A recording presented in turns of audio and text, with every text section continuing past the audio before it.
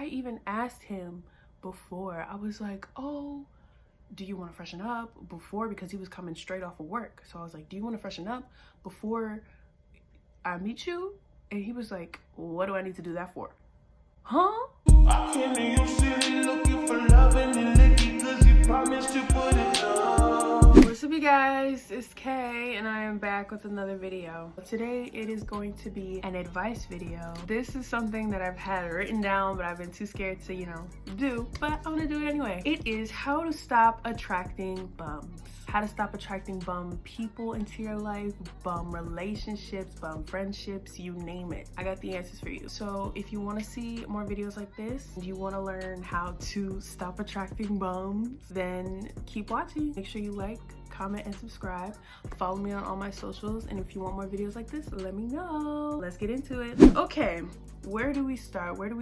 I wanted to talk about this topic from personal experience. I've had my fair share of bum relationships or bum friendships. In high school, I was not the prettiest, but the reason why I say I was not the prettiest because I was not in my power. I was just always seeking validation from other people and just trying to find myself in things that were not fulfilling or they were materialistic. I ended up in it was a situationship, let's call it that. I don't even know how many months it was, but it was too many damn months. How about that? It was too many months.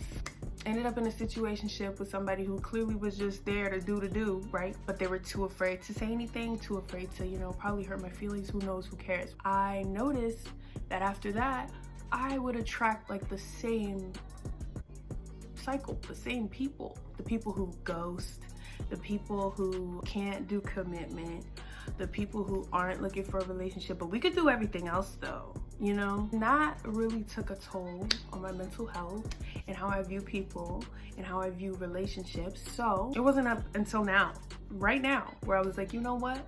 I'm gonna take some time to myself. Obviously, it's not like right this instant that I've been doing this, because obviously I've been doing it for a long time.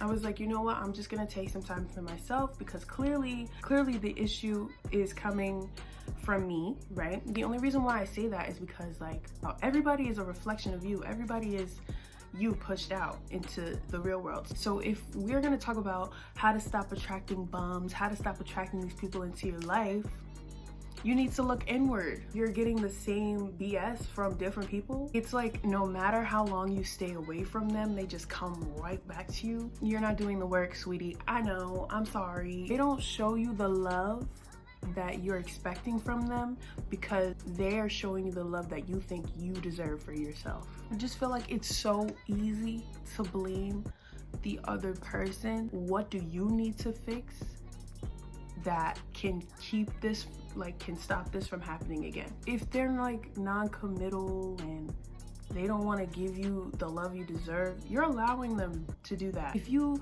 keep forgiving them, they're like, oh yeah, I'll get better the next time. Baby, they're not gonna get better. They're taking mental notes of what you can handle and what you can't handle and how far they can push you until you leave. You need to stand firm in that boundary. They 100% see it. They're looking at it. They're gonna walk all over it every single time. You need to put some negative reinforcement on that hoe. Ignore them, block them, do what you need to do. Leave, because it's not gonna get any better. If anything, it's gonna get so much worse. You can't say, oh yeah, I put my foot down. Yeah, he's not gonna do it again. Girl, he may not do that again, but he's gonna do something 10 times worse. And you're gonna sit here like, why is this still happening? And you're gonna be stuck to this notion of, oh, but I love them. Oh, I love. No, you don't. No, you don't. You love the potential. You love what they could be. You don't love what they're presenting to you right now. You love somebody who's bringing you stress. No, you don't. Ask yourself, write a pro and con list of what is good about them, like what you like about them, and what is not so great about them, what you absolutely do not like. And if you come to the conclusion that the cons are so much more than the pros, That should be instance right there for you to kick rocks. And I know it's not going to, because I made that list and it was not for me, okay? I looked at that list and I justified that list, and I just, you know, I just stared at it. And I was like, okay, but maybe, and I would justify the cons and be like, okay, but maybe da da da da. Like, it's right there in front of you. And then it also comes down to you having enough courage to be able to be like, bye, I don't want to be in this situation anymore. You know what I mean? Where you're just fed up and you're done. Like, literally say no and fully step back from it. Like, actually step back. Not just say, oh, I'm gonna do it, because then it's just gonna sit there. You're not gonna do it. That relationship is just gonna sit there and get worse and worse. No, baby, we're not doing that anymore. Tip that I have is focus on you. And I know people say that all the time. They're like, you gotta look inward to find love. You gotta look at yourself. And it becomes cliche because there's no other way to put it. You need to. Like, there's no roundabout way of saying it. You could dress it up and put all these different words on it saying love yourself, look within yourself. Baby, you gotta do what's best for you. Not what's best for Billy or Timmy or Tom. Self-love is hard, very hard, 100%. And I'm not even there yet. Like, girl, I be having my days. Like, this past week, I had my week. It's not easy, but you have to keep showing up for yourself. Just like, think of all the energy that you're putting into this dead ass relationship. You gotta put that energy into yourself, boo.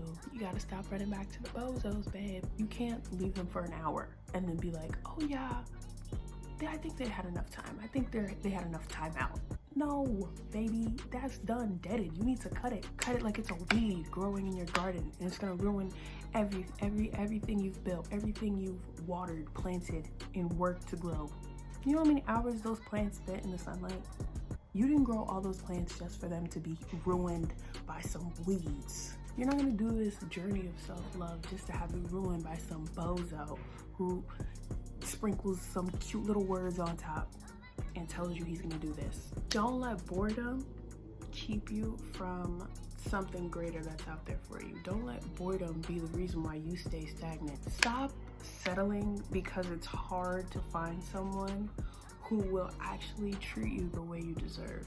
You shouldn't have to actively look for anybody. They will come to you. The universe is gonna send you somebody who you absolutely don't want. They're gonna send you multiple lessons until you get it right. You have to be patient on this journey of self-love. Be patient with yourself. Be patient with, you know, the universe. You have to want that peace, that mental peace, enough for yourself to realize that patience is, there's beauty in patience. When you take a step back, work on you, stop expecting, stop forcing, it works. It's easy. You know that saying, when it's forced, it's you, when it's God, it flows. And yes, sometimes these relationships are lessons, but you need to be able to know when you've learned the lesson. You need to be able to put your foot down. You're done. You don't need to be crying over these people who don't give two shits about you.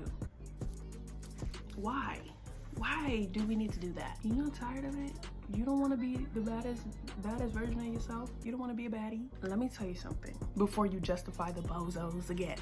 They know that you need to be treated like you deserve to be treated. All the love in the world, roses, flowers, everything. They know, but they know they can't give it to you. You shouldn't have to ask for that love and that respect. That should already come with a relationship. Like, that should already be ready to go. When the right person comes along, you won't have to second guess it, do all this fighting and pushing and pulling. It'll flow, it'll work, and they're not gonna give it to you because not only are they not ready, you're not ready. So as much as you wanna hate that person for not being ready and stringing you along, girl, you also weren't ready. If you were in a relationship right now, would you be ready for it? Your dream guy, your dream individual came up to you and was like, I'm ready to give you this, da, da, da. Would you be like, hold on, you got too much dip on your chip? Or would you be like, I'm ready? You're coming together out of desperation, loneliness, and boredom, not love. That's what you need to have a successful relationship. Love and trust, and all those other things. But I can tell you right now, those 3 things that I named before are not. You're coming together out of physical attraction, you know, lust. And you know, that's fine. In some relationships, that's fine, right? Obviously, you need physical attraction. But if that's all there is after the meeting, what do you have? Tea. Damn, I wrote a lot. When you expect them to treat you right, it sets you up for failure and it sets them up for failure. You're gonna have these rose-colored glasses on, baby. You're not gonna be ready for war if you got the rose-colored glasses on. You can't nuck and buck if you got the rose-colored glasses on. Your reality is altered. Your perception is altered. When they show you who they are, you gotta believe them. Don't excuse the behavior, believe them. You're giving those bums all the respect and leaving none for yourself. Like, how do we do the work? I would say that taking the time to step back from romanticizing a relationship and focusing on a relationship with myself has done me wonders, has done great things for me. I'm able to approach situations like that with like, I allow my intuition to work for me. Like, I don't, oh, but what if, no.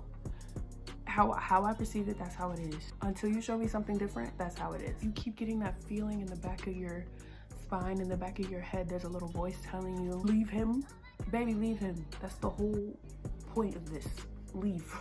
If you're not showing up for yourself and treating yourself the way you want them to treat you, how do you expect to find somebody who is gonna give you what you want? At the end of the day, you don't even know what you want, low key, because you're not giving to yourself the way you need to be. You understand what I'm trying to say? This keeps you in that same cycle of attracting the same guy. You're half-assing your self-reflection and your self-love. When you're doing the work, putting your foot down, saying no to things that aren't good for you, things that aren't right for you, it'll naturally show. You won't have to wonder if it's showing. It'll show in your relationships, in the way you treat yourself, in the way you handle yourself, in the way you carry yourself. I've seen such a big change in how I was from high school to how I am now. It's like a progression for me of self-love and understanding what works for me and what doesn't. Those friends that you've been dying for, those group of people who need, like, you want to be in your life, that are just, you know, everything that you could dream of and more, they'll come to you. Same thing with relationships. You do the work, you will reap the rewards. What is meant for you will not pass you. Swear to God, it's still there for you. It's still waiting. Even while you're not ready, it's ready. You just need to get to that level. They're gonna give you that love and respect that you've been waiting for in a person, that you've been dying to see in a person. You'll know you're doing the work when you are in these relationships and in these friendships that you're looking at and you're like, this is not hitting no more. This ain't working for me no more. You deserve more than what they're giving to you. And your body will tell you when you're done. Your mind will tell you when you're done. And yeah, sometimes when we let go of that relationship and we let go of that friendship, we're alone. I recognize that being alone doesn't mean that you're lonely, but that's for another video. Like I was saying, you get into whatever the millionth argument, whatever time it is, first, second, 3,000th argument, you see that red flag, you see them gaslighting you, you see them manipulating you, you see them giving you the bare minimum. There's your sign. Leave. What are you still there for?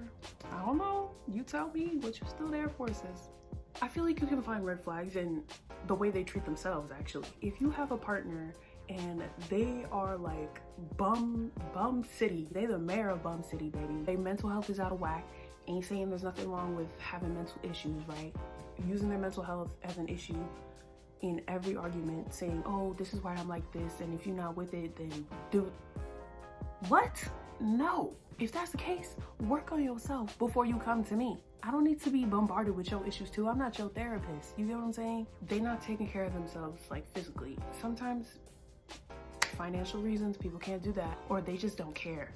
They have the means to do it, they just don't care to do it. If they don't even care about themselves and getting themselves off the ground, what makes you think they're gonna care about you? Crickets, literal crickets, because The way somebody treats themselves is gonna show you how they're gonna treat you. I'm gonna tell this story because I think it's so funny. I should have took this as a sign. First date I went on, not even a date, you know.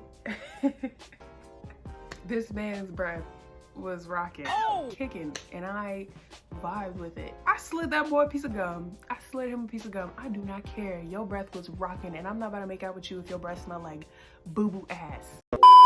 It's okay to have your breath stinking, rocking a couple of times, you know what I'm saying? I even asked him before. I was like, oh, do you want to freshen up before? Because he was coming straight off of work. So I was like, do you want to freshen up before I meet you?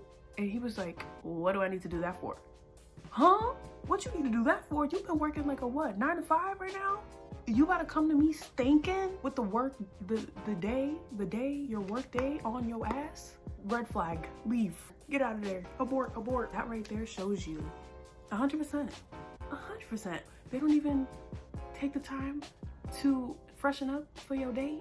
What? Make sure you're making an impression, good impression on me. Because if they don't care to make a good impression on you, what makes you think they're gonna care to keep up with the relationship? Even thinking about what I used to allow people to do to me, mind blowing. No, could not be me. I mean, it was me, but not anymore. Now they could like not have a job, but if they mooching, bye. If they talking about what you gonna buy me, what are you gonna buy yourself?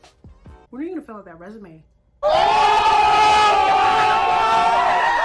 When are you gonna go on an interview? What are your ambitions? What do you want to do with your life? Why are you talking to me? You can't even provide for yourself. How am I supposed to know you're supposed to provide for me if you can't even provide for yourself?